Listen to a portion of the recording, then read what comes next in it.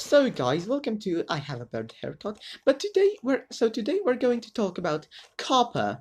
As a YouTube creator, I believe it is my duty, I'm reading from a script, to tell all of you more on this because however you put it, many people will lose their channels and many people will also get fined after COPPA is put into application, or since it was put and this year and more into application as of the 1st of January 2020 without even have known they were doing something wrong.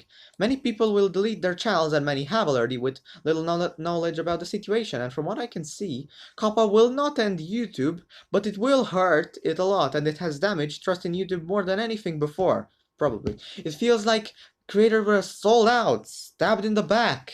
But really, how is this actually?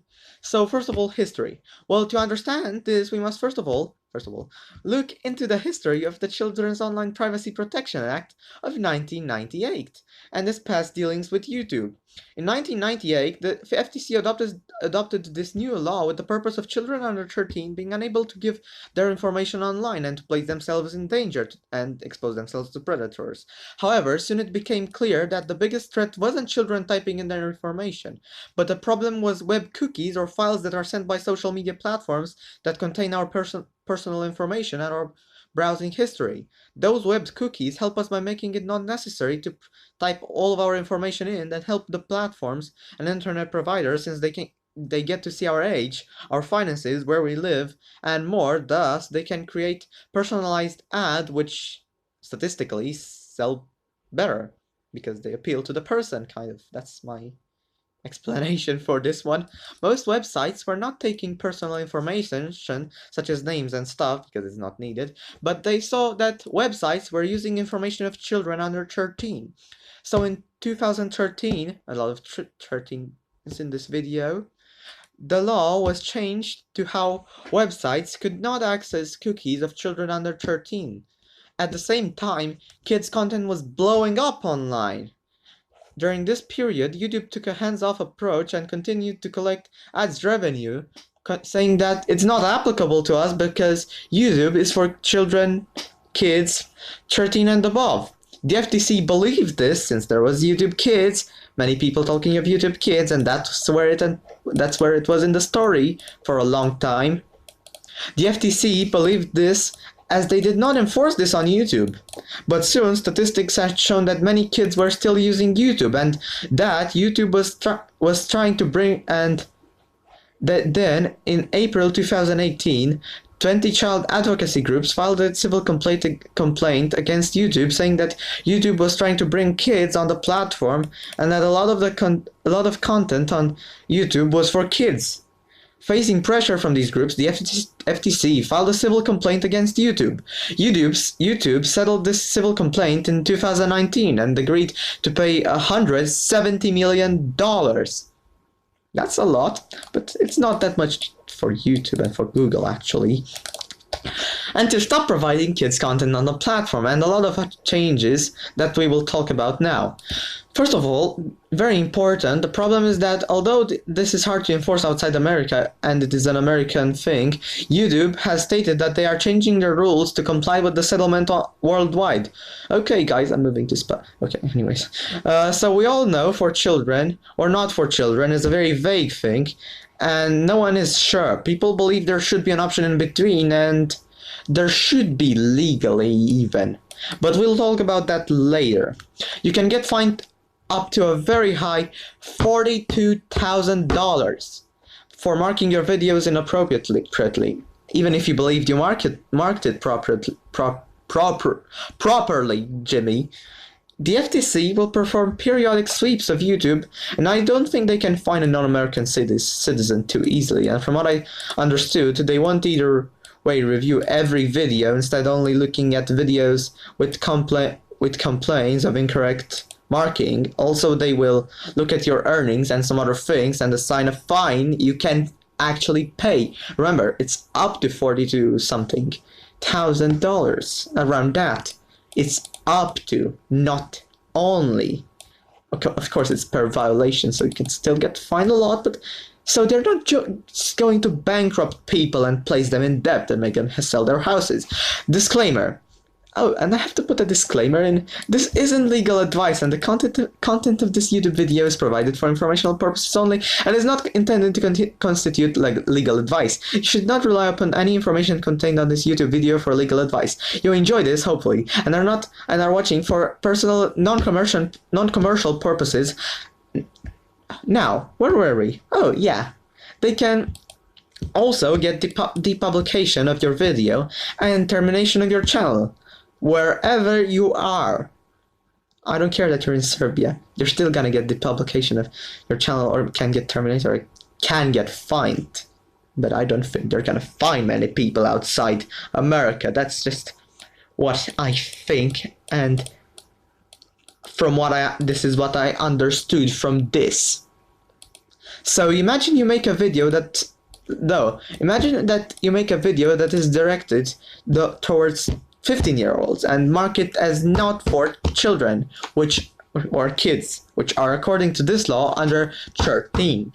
But the FTC believed it isn't marked correctly and fines you thousands of dollars. Are you going to be able to pay if this happens? Will you stay on YouTube? I think an even better question is, are you going to stay in America? That was a bad joke. I really feel betrayed by YouTube, to be honest. Now, seriously, I think they could have taken the hit and found a better solutions. They are choosing money, from what I see, over creators with this approach, instead of making a better system. Also, something else I want to say, there are many systems honestly they could do, such as verification, such as taking your personal they could take some, how was that personal code? I forgot how it's said in English. There are many things they could have done either way, I believe, instead of this. Well, now, other subject, YouTube YouTube does provide us with a nice list of criteria to determine whether videos are made for children or not made for children. And I quote, 1. Subject matter of the video, of the online service. I don't know what that is. Of the online service? That's odd. Hopefully, they only find borderline, or hold on. They find serious violations of the law, clear violations, because this is not figurable out, but on a day-to-day basis. Well, either way, so let's continue. The videos, the visual content, that's easier, I think. Animated characters or child activity, so if a random dude appears in Europe Empire 2027, that's for children. Is hentai for I didn't put the I there after for a reason. Incentives, I don't know what that is either, but I didn't put the end of the parentheses of, oh no, I don't know what that is. Okay, animated characters, or I already said that. Music or audio in the video. So if you have, I don't know, nursery rhymes, like, that's gonna probably be for children. Probably. Age of the models in the video, like Barbie or some other things. I hope the age of the guy in Europe Empire 2027 or some other games, like, dudes are not under 13. Hold on, Mega Man is 13. And let's pretend nothing was heard here. Language or characteristics of the online service. This, again, I think it means complex language, and hopefully I've used enough complex language and talking about law and stuff, which this part is also a reason why I might change some stuff about my content a little. We'll see. Where ads on online services are online service are directed towards children. So basically, if you have ads directed towards children, or not too sure. So those factors are really hard and actually, in my opinion, unworkable on a day-to-day basis. Yeah, I said that even in the script. Creators will be in the position of not knowing how to label their content, and since the penalties for miscategorizing are so high. But it's not all bad.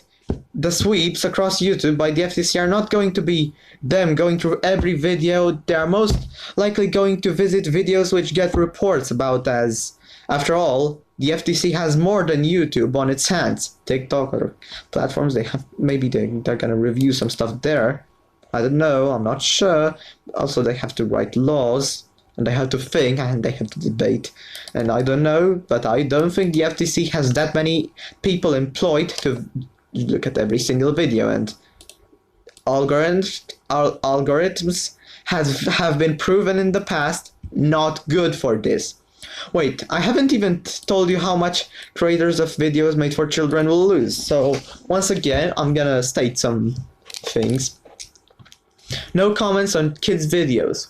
Kinda sad. No info cards, no end screens. Cool. No community tab. Nice. Your audience won't be able to save your videos in playlists, so they can't play your nursery rhymes in playlists. Basically, if your 3-year-old audience or 9-year-olds decide that they want to just playlist your nursery rhymes or Minecraft videos.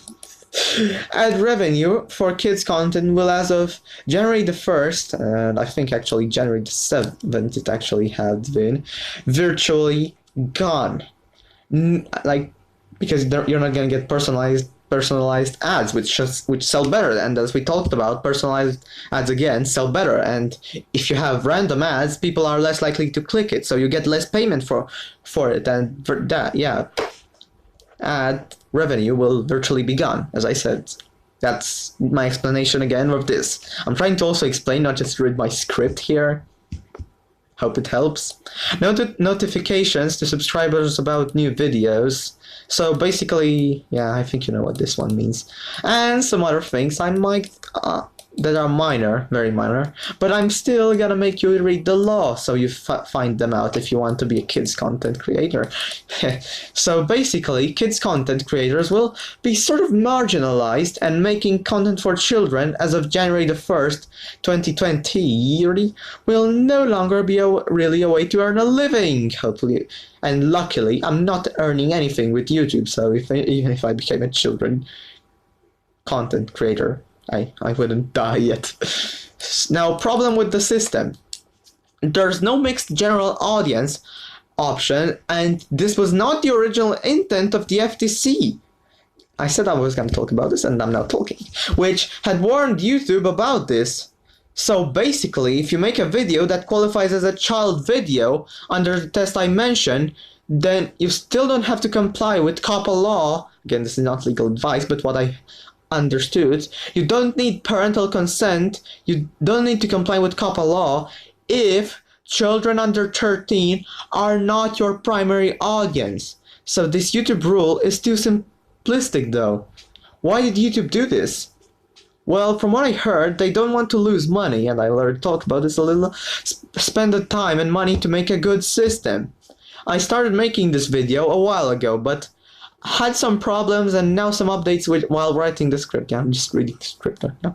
First of all, I got a message from YouTube creators about something which I think means it actually began not as of January the 1st,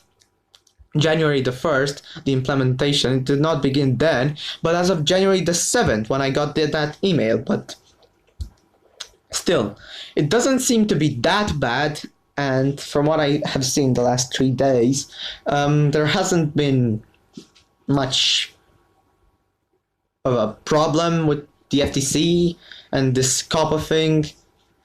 Well,